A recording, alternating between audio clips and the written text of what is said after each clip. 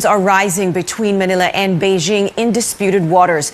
The armed forces sent more naval ships to the Julian Felipe Reef, about 175 nautical miles off Palawan. That's after Beijing refused to remove nearly 200 Chinese vessels in the area.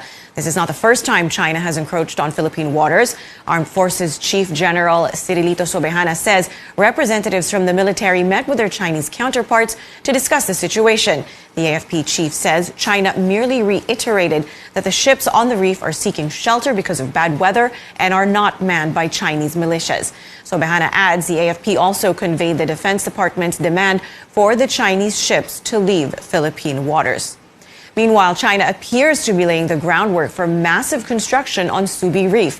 It's a Beijing-occupied feature in the West Philippine Sea. Satellite images released by U.S.-based tech firm Similarity show changes on Subi Reef. It's locally known as Zamora Reef and is located just 13 nautical miles away from Philippine-occupied Pag-asa Island.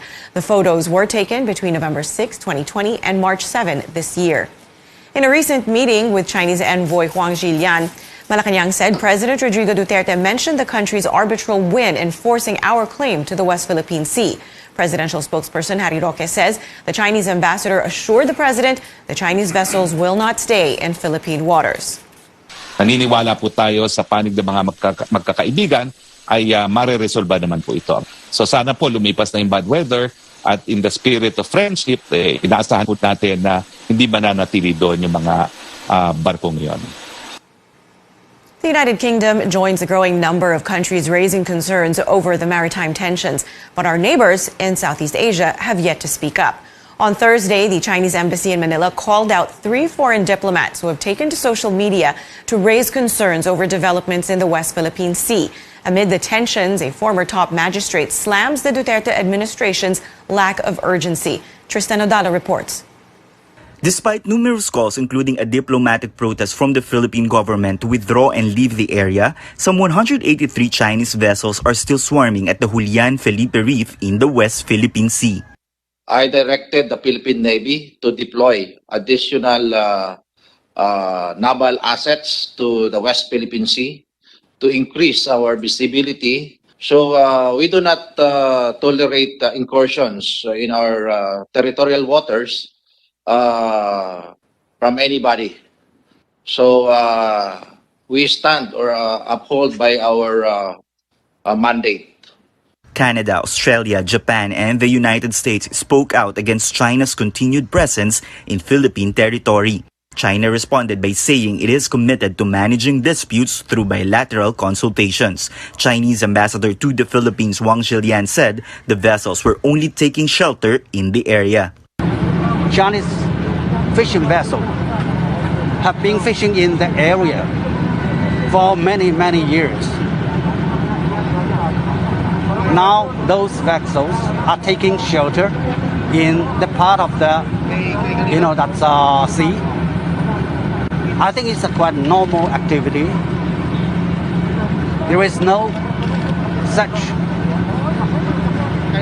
militia vessel. But retired Senior Associate Justice Antonio Carpio says otherwise. He believes the vessels are part of the Chinese maritime militia. That's a complete lie. Everybody knows that. Analysts who have been watching developments in the South China Sea know that. Carpio adds there is no sense of urgency on the part of President Rodrigo Duterte to address the issue.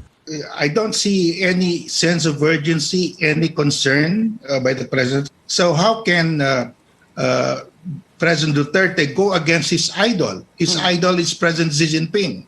If we are really serious about this, the president should call the ambassador of China and berate him. But for Justice Carpio, amid the tension, there is no need to start a shooting war. What can the Philippines do? He suggests bringing the matter to an international tribunal or UNCLOS, then establish the country's presence at the reef by sending a Philippine vessel or put an artificial structure. Carpio says that what's important for now is to make sure that Julian Felipe Reef is ours and we should raise our flag there. Tristan Odalo, CNN Philippines. Now, to help us further understand the situation, we have Gregory Poling live via Zoom from Washington, D.C. He is the executive director of Asia Maritime Transparency Initiative, a Washington-based think tank monitoring South China Sea developments. Hello and welcome to New Day, Greg. Good morning. All right, now the presence of nearly 200 Chinese vessels at the disputed waters is concerning for many stakeholders. What do you make of this recent development, and what's the implication? What message does this send to all parties involved? These are very clearly Chinese militia vessels, and it's always frustrating to hear Chinese diplomats and Chinese English language media try to pretend that they're not, because within China, in Chinese language media, everybody knows that there's a militia. It's talked about openly. Xi Jinping has visited militia villages and thanked them for their service. So this is clearly an information operation trying to convince all of us that we're crazy and that what we're seeing isn't what's actually happening. The exact same militia boats have been operating around Pagasa Island for almost 2.5 years now.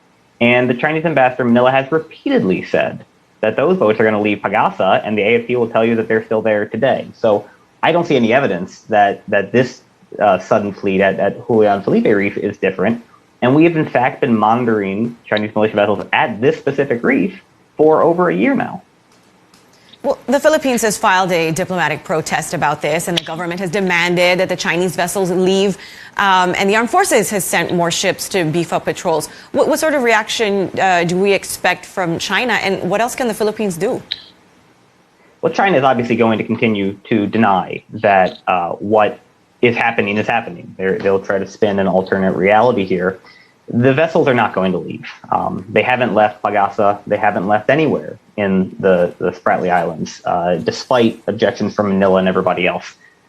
The long-term goal for the Philippines really has to be to rally international pressure to convince Beijing that it cannot be a global leader if it continues to treat its neighbors this way. China must be called out for this kind of illegal behavior and treated as the rogue actor that it really is, in the same way that the Russians or Iran or Syria have been treated for past violations. Otherwise, Beijing will continue to behave this way because it pays no price for it internationally. Well, speaking of international support, more countries have raised concerns about this, and you've just said how important it is to have support like countries of Canada, Australia, Japan, and the U.S. What's interesting, though, is our Southeast Asian neighbors have not said anything. What are we to make of that?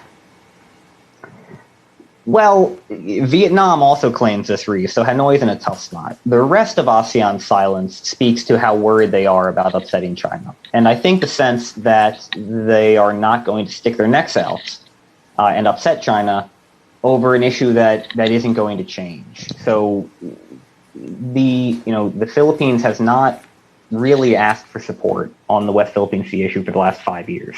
That is starting to change, as it's now quite clear that Beijing has not responded positively to President Duterte's pro-China policy. But Southeast Asian countries are not going to be the vanguards here. They're not going to be the first to stick their necks out and irritate Beijing. That's going to have to start with the Philippines, Western allies, get the Europeans to speak up more, maybe the Indians, and then smaller countries in Southeast Asia might feel bold enough to follow suit. China, as we know, has had maritime disputes with other countries, as you mentioned. One of those countries is Japan. A few days ago, a large guided missile destroyer was seen sailing in waters near Japan for the first time. Is this just a coincidence with what's happening over at Julian Felipe? Is it China showing force and flexing military muscle? They're not directly connected, but it does speak to this idea that a more muscular China with a blue water navy is pushing on all fronts at once. So over the last year plus, we've seen growing numbers of Chinese vessels in the South China Sea, in the East China Sea, around the Taiwan Strait and the Senkakus, and of course, picking fights and killing Indian troops on the Himalayan border. So this is a China that is really being aggressive toward all of its neighbors. All right. Thank you so much, Gregory Poling, for making time for us here on New Day. We appreciate it. The country's third telco is a step closer to securing a 25-year franchise. It now only needs the signature of President Rodrigo Duterte. Now, this comes after the Senate approved this on third and final reading.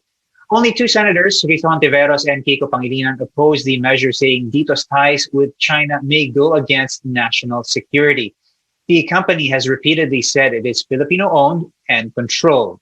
Defense officials have also said there's low risk for Dito's network to be used to spy on Filipinos, even as the network is set to construct cell sites inside military camps. Dito rolled out its operation in Cebu and Davao on March 8.